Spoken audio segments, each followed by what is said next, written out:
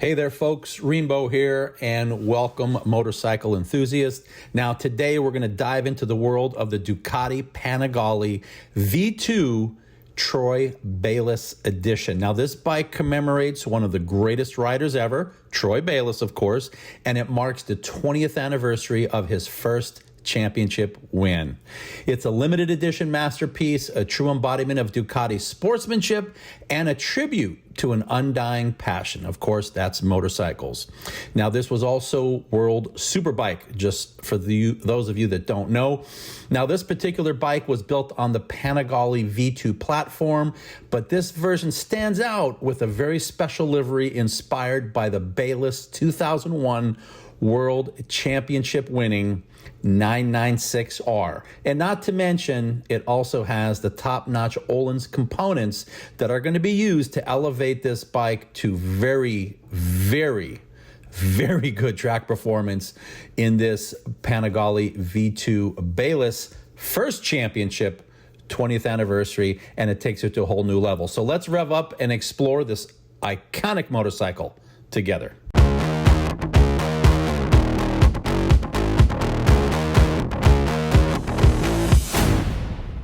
Anyone who's watched any of my videos, especially when I review a lot of the V2 and V4 options with Ducati, know that I am a fan of the V2 over the V4, except the Multistrada, because I believe a bigger bike like that, a little bit heavier, lends itself to the V4, especially since it's not a desmodronic motorcycle valve system. All right, so let's talk about this Panigale V2 Bayliss.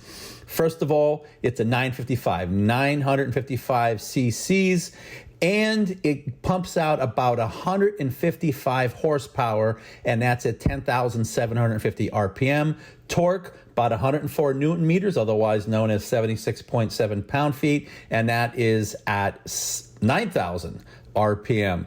Now, let's get into this a little bit more. This is a 6-speed, 1 down, 5 up with the Ducati quick shifter, and that is the Ducati EVO 2.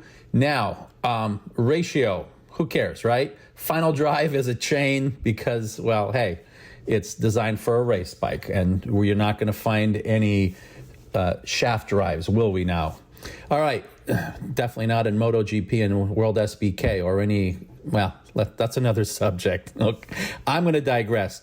Anyway, front sprocket's 15 teeth and the rear is 43 teeth. It is a hydraulically controlled slipper clutch with the multi-plate and its self-bleeding master cylinder. Of course, the All-R has the monocoque aluminum frame. Front suspension, and this is where it starts getting special on this particular bike because the regular V2 does not come with Öhlins, and this particular bike does come with some very high-end Olin suspension components. Now, in this particular case, the front forks are 43 millimeter, and they are the NIX 30, and that is a fully adjustable fork. Front wheels are 3.5 inch by 17, and the front tire, of course, the Pirelli Diablo Rosso Corsa 2, and that is the very common 120/70 ZR17. Rear suspension, of course, is also an Öhlins monoshock. It's the TTX 36, and it has an aluminum single-sided swing arm. Now, the rear, very typical for this type bike, 5.5 inch wide, 17 inch, and the rear is also a Pirelli Diablo Rosso Corsa 2, 180/60 ZR17. Has a pretty good amount of wheel travel. In the front, you're looking at about 4.72 inches, and in the rear, 5.12 inches, so that's pretty darn good.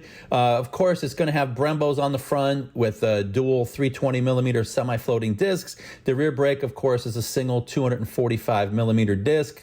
And this bike does come with cornering ABS EVO. Now, instrumentation on this, it is a digital unit with a 4.3 inch TFT It is color, and the hell with the dry weight. Let's look at the curb weight. The curb weight on this is 434 pounds, otherwise known as 197 kilograms. Seat height is pretty average here, 32.9 inches. For everyone else in the world, it is 835 millimeters. And now, fuel tank. Really, who cares at this point, right? Especially if you're going to do track days with this, but I'm pretty positive most people won't be doing track days with this particular bike. It's 17 liters or 4.5 gallons.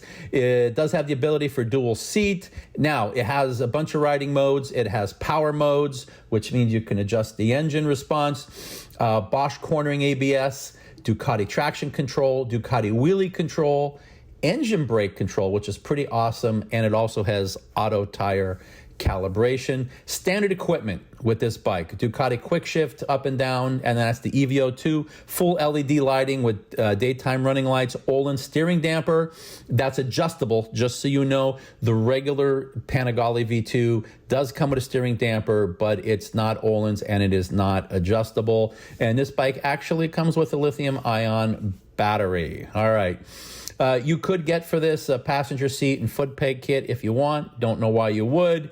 And this is ready to go, by the way. So you know, for the Ducati data analyzer with the GPS module, the multimedia system, and what I would like the most of all would be the Ducati lap timer. But I guess once you get the GPS module and you run those two together, you're going to be in good shape. And it also comes ready for the anti-theft. It's a 24-month warranty. Maintenance on this is going to be about every 7,500 miles or 12,000 kilometers. You're going to need to do an oil change. And the valves on this Desmodici are going to be about every 15,000 miles or 24,000 kilometers. Now, this bike is in the $22,000 range US, somewhere near $22,400.